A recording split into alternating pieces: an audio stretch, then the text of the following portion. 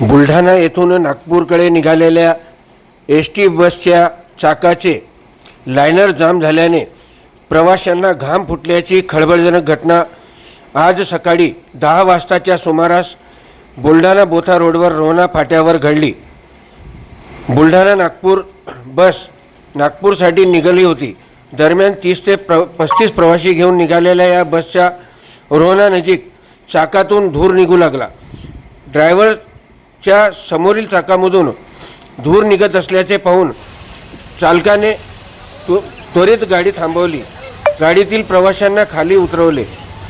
Liner जाम झाल्यामुळे ही घटना घडल्याची प्राथमिक माहिती चालकाकडून मिळाली आहे।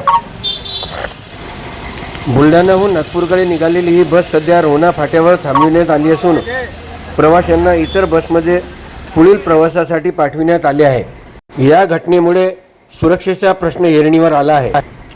सायन दैनिक खबरे शामतकसाठी बोथा बुलढाणा येथून अशोक जसवानी।